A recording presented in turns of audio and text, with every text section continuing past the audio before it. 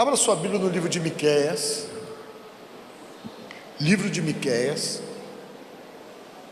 O capítulo é o capítulo 6,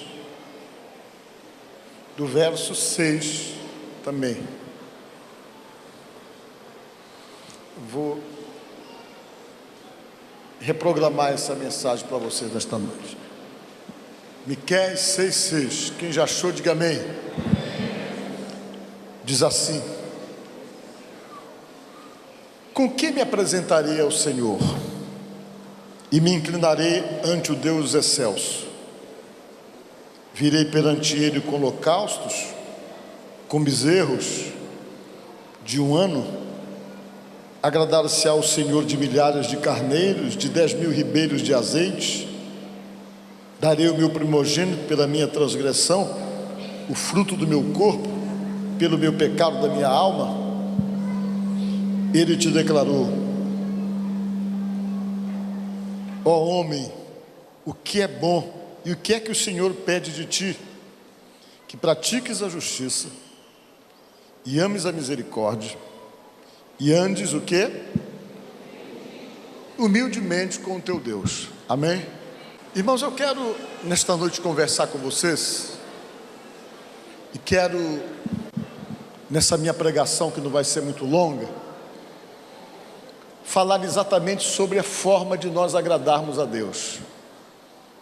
Vocês sabem que sempre nós estamos querendo saber com o que é que nós podemos agradar, e às vezes nós imaginamos que podemos agradar com tantas coisas, e de repente as coisas que nós podemos agradar a Deus, elas são tão simples de serem realmente feitas para agradá-lo, e coisas que estão completamente dentro das nossas possibilidades. Eu quero conversar com você sobre isso, talvez para desmistificar aquilo que as pessoas pensam, achando que a forma que você tem que agradar a Deus é fazendo uma série de coisas que às vezes implica em sacrifícios. Às vezes, na cabeça de muitas pessoas, a forma de agradar a Deus implica em autoflagelo, da pessoa se autoflagelar para poder chamar a atenção de Deus, para poder realmente fazer com que Ele consiga enxergá-lo, vê-lo. Tem muita gente que pensa nisso e acha que essa é uma forma de ser abençoado, se autoflagelando, se sacrificando, andando de joelho 1 quilômetro, fazendo todo tipo de sacrifício, às vezes achando que isso vai sensibilizar o coração de Deus para poder olhar para nós. E às vezes, muitas vezes as pessoas fazem isso com o intuito de saírem de uma situação de problema, de saírem de uma dificuldade extrema ou de um problema de sofrimento. Elas acham então que a forma que elas vão conseguir fazer isso é se autoflagelando, fazendo uma série de sacrifícios, imaginando que esses sacrifícios vão sensibilizar Deus e consequentemente Deus vai poder ouvi-los e poder enxergá-los.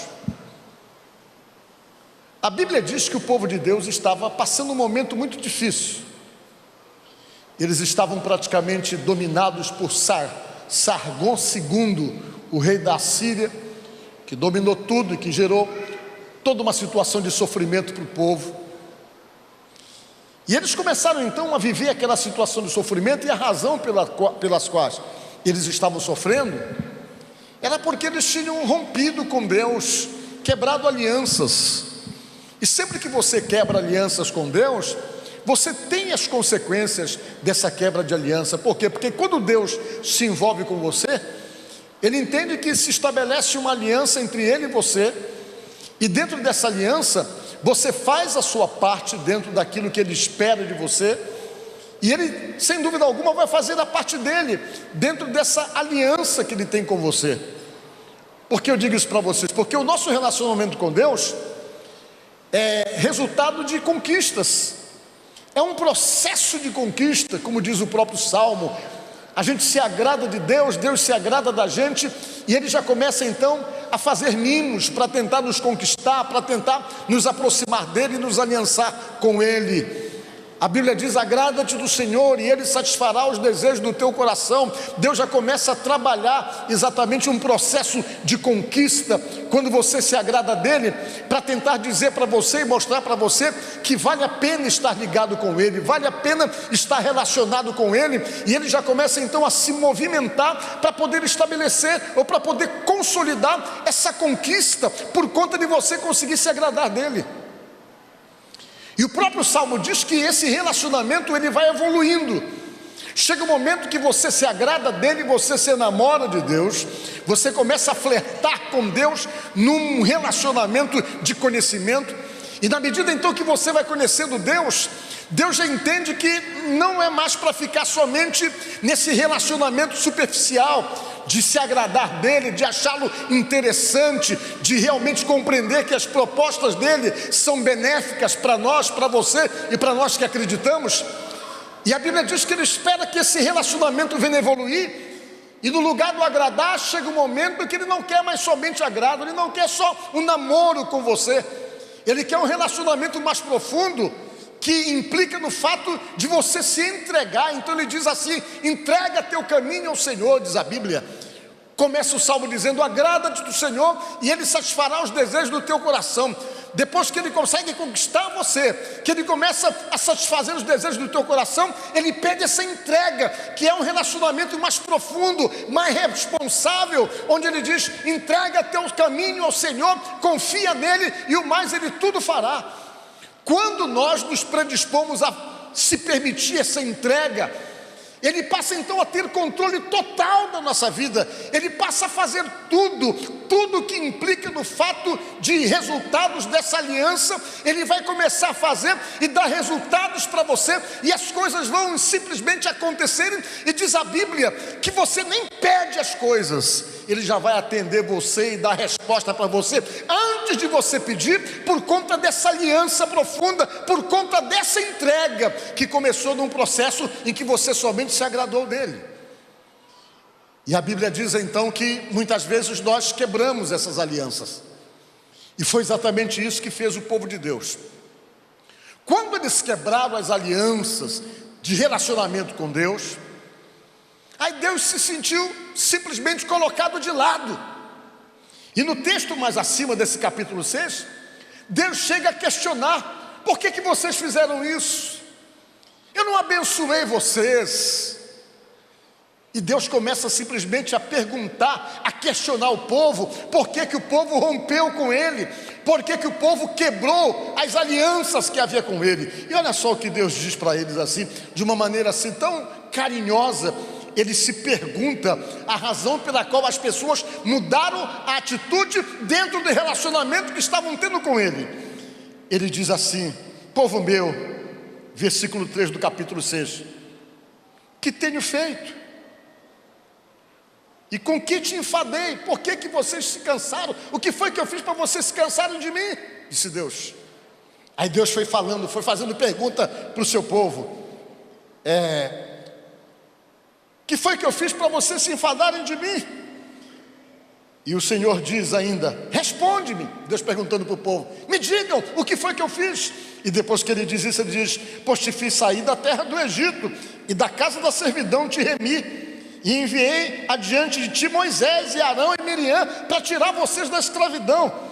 Povo meu, lembra-te agora do que maquinou Balaque, rei de Moabe, e do que lhe respondeu Balaão, filho de Beó, e do que aconteceu desde Sitim até Gilgal, para que conheças os atos de justiça do Senhor, disse Deus.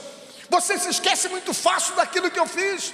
O que foi que eu fiz para vocês? O que foi que eu fiz para cansar vocês? Deus perguntando para o povo. Vocês se lembram que eu abençoei, que eu tirei vocês da escravidão? Vocês se lembram que quando Balaão tentou amaldiçoar vocês a pedido de Balaque, eu falei para Balaão que não podia se amaldiçoar aqueles a quem Deus tem abençoado? Diga glória a Deus. Deus falou mesmo, falou isso para o Balaão. Quando Balaão saiu para amaldiçoar o povo de Deus que estava no vale a pedido do rei Balaque, ele foi para ganhar dinheiro, para tentar tirar proveito, para se beneficiar. Mas de repente Deus falou: Balaão, não adianta tu tentar amaldiçoar o meu povo, porque não dá para amaldiçoar quem já é abençoado, disse Deus. Isso serve para mim, serve para você. Ninguém consegue nos amaldiçoar, diga glória a Deus. Por quê? Porque nós já temos a bênção de Deus. Se alguém tentar, não vai conseguir, porque não dá para amaldiçoar quem já é abençoado. E Deus então foi falando para o povo, perguntando, querendo respostas da mudança da atitude deles, da mudança comportamental, da forma como eles romperam com coisas que para Deus eram importantes, romperam com princípios que para Deus eram determinantes para poder abençoá-los.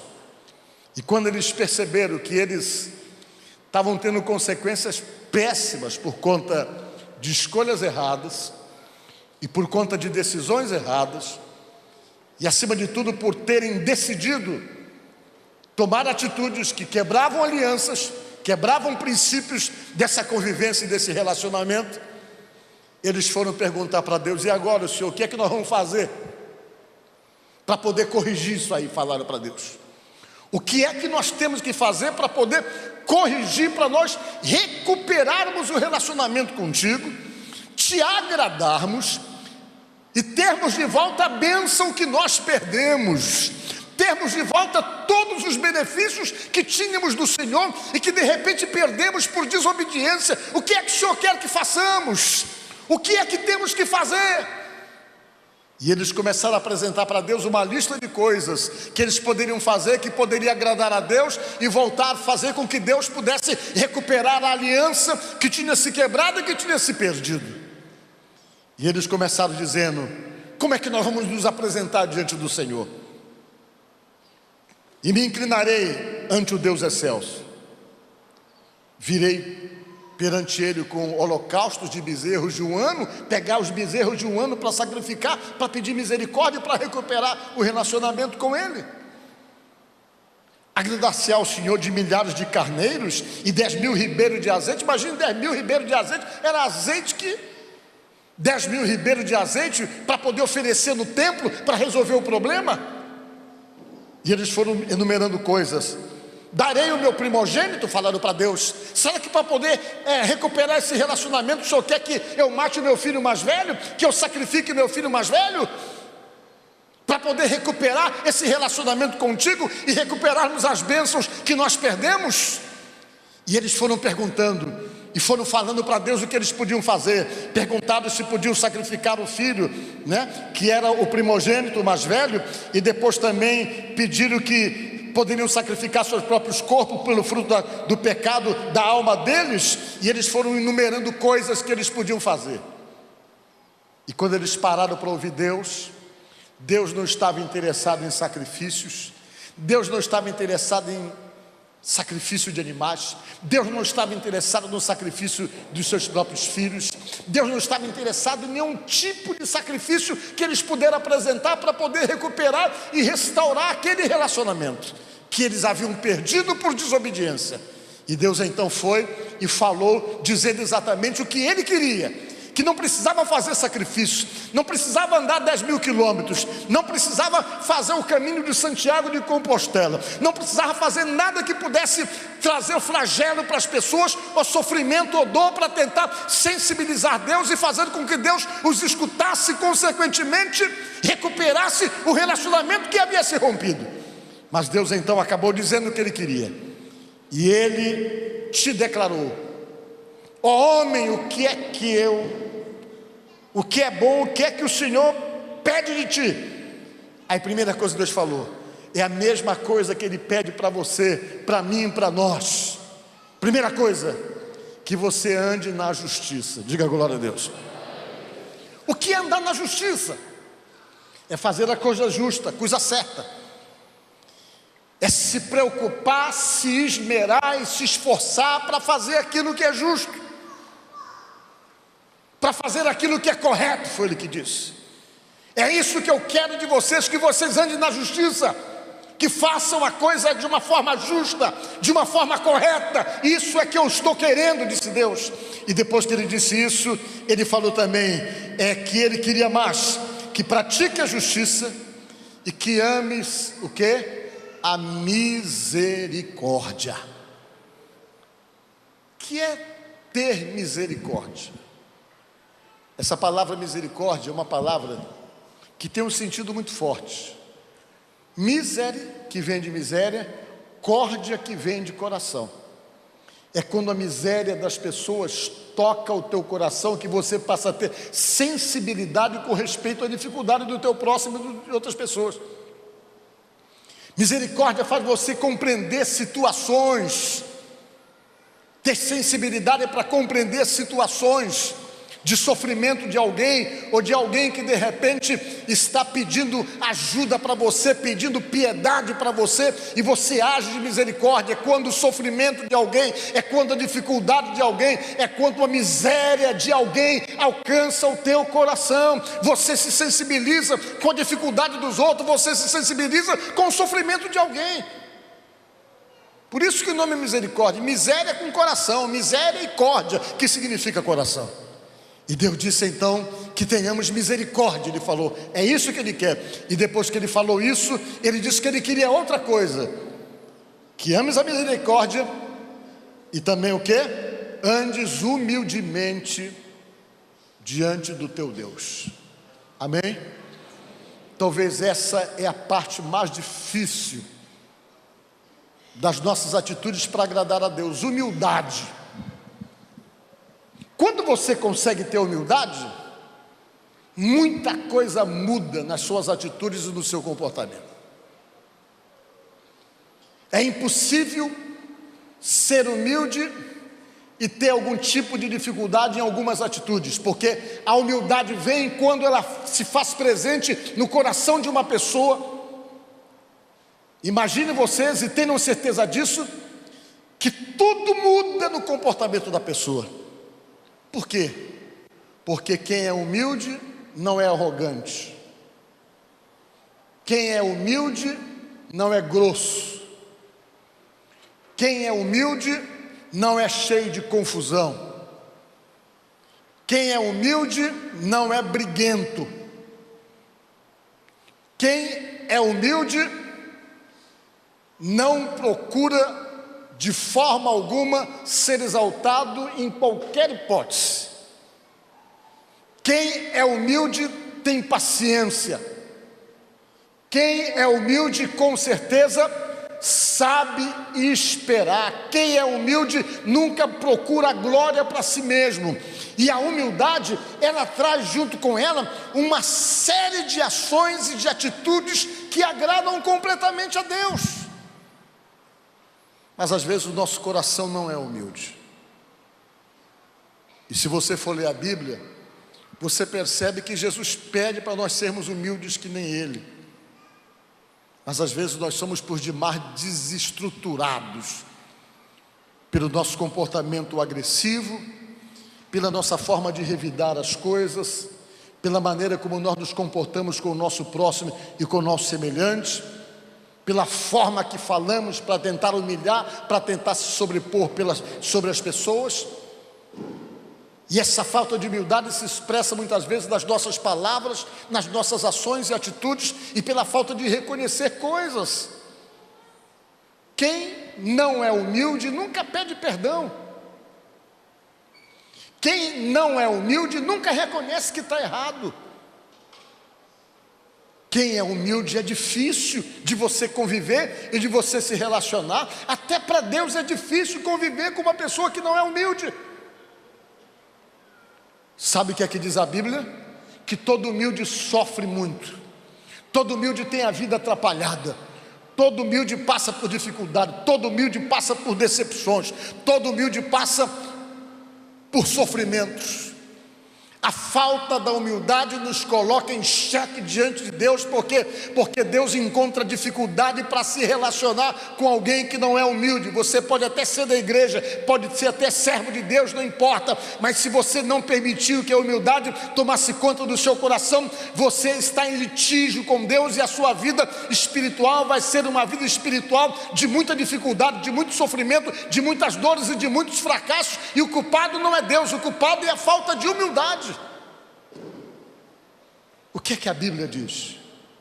Que Deus dá graça o quê? Aos humildes. O que é dar graça? Dar graça é dar favores imerecidos. A palavra graça significa favor imerecido, benefício que você não merece, bênção que você não tem direito, mas que alcança você unicamente pela graça de Deus, que é o favor imerecido. E a Bíblia diz que Deus dá graça aos humildes. Em outras palavras mais compreensíveis, Ele abençoa você sem você merecer, pelo único fato de você ser humilde. Ele dá graça para você, Ele se agrada de você, Ele abençoa você. Mas a Bíblia diz também que Ele resiste aos soberbos. As pessoas que são soberbas, desprovidas de humildade, que não se quebram, que não se dobram nunca, parece que engoliram um cabo de vassoura, não consegue se dobrar de jeito nenhum, nunca reconhece, nunca dá o braço a torcer. Essas pessoas quebram com facilidade, por não serem flexíveis. Tudo que não é flexível quebra. Você já prestou atenção nisso? Tudo que não é flexível quebra. Quebra. Com certeza quebra. O que é flexível não quebra, resiste, se adequa a determinadas situações. E a falta de humildade nos torna duro, nos torna rígido. Nós quebramos e temos que ser quebrados por Deus, porque a Bíblia declara isso, que Deus resiste aos soberbos. É o que diz a palavra de Deus. Mas esse mesmo Deus que diz que nos resiste quando nós somos soberbos, quando nós somos desprovidos de humildade, é o mesmo Deus que diz que nos dá graça quando nós somos humildes. E você percebe isso dentro da palavra de Deus, que às vezes as faltas dessas qualidades nos deixam em uma situação em que nós não conseguimos agradá-lo. E nós achamos às vezes que a forma de agradá-lo é dando altas quantias em dinheiro para a igreja, é fazendo sacrifícios financeiros para poder resolver uma série de questões que nós simplesmente usamos como um descargo de consciência e que não resolve o problema. Porque essas coisas nós temos que entender que é obrigação nossa. Ninguém precisa dizer para você que você tem que abençoar financeiramente a obra de Deus. Ninguém precisa dizer para você que você tem que ser dizimista, porque a Bíblia já diz isso, já fala isso para você. É um princípio de obediência. Como é que nós vamos fazer isso em troca de qualquer outro benefício? E às vezes nós ficamos achando, eu acho que está faltando isso. E sempre nós nunca olhamos ou primamos para a necessidade de mudança realmente interior para poder agradar a Deus. Mas nós queremos agradar a Deus com outras coisas, mas não com aquilo que é mais importante para Ele, que é exatamente a submissão e a necessidade de mudança diante do Deus que nós servimos. E Ele falou exatamente isso para o povo dele, que estava passando um sufoco tremendo. E eles pararam, ouviram isso e com certeza conseguiram superar a fase de crise que eles estavam vivendo, que tinha chegado até nas casas e nos lares, segundo diz o próprio texto aqui. Então nesta noite, o que é que eu quero dizer para você? Quero dizer para você se autoexaminar. Às vezes a gente tem que parar para olhar para nós mesmos. Às vezes nós somos ligeiros em transferir culpa para fulano, para Beltrano, mas nunca reconhecemos a nossa necessidade de mudança.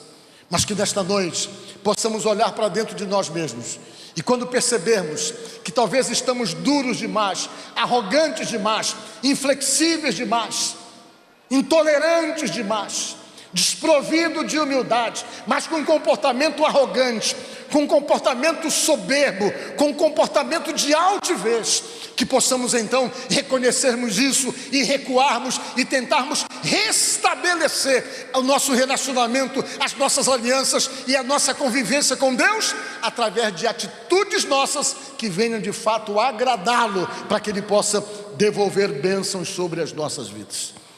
E tenham certeza disso. Se esse é o problema nosso, se isso está impedindo sermos abençoados, não adianta fazer outra coisa que não vai resolver, porque o que vai resolver é a obediência à palavra. E quando você vai, que se submete a isso, você vai começar a experimentar o melhor dos mimos de Deus para a sua vida, que estão registrados no Salmo. Você se agrada, se envolve, se relaciona com Ele, se entrega, e a Bíblia diz que Ele tudo vai fazer. Diga glória a Deus. Deixa Deus fazer tudo para você. Mas se nesta noite você percebe que tem coisas que precisam se ajustar diante desse Deus que você serve, procure esse ajustamento, procure exatamente alinhar as coisas que precisam então serem alinhadas na sua própria vida, para que as bênçãos e as promessas possam voltar e você comece a experimentar a plenitude das bênçãos de Deus para a sua própria vida. Amém? Que Deus abençoe você, que Deus ajude você, no nome de Jesus. Amém. Você é o espelho que reflete a imagem do Senhor. Não chore se o mundo ainda não notou. Já é o bastante Deus reconhecer. Você é precioso, mais raro que o ouro puro de Ofir. Se você desistiu, Deus não vai desistir. Ele está aqui para te levantar. Se o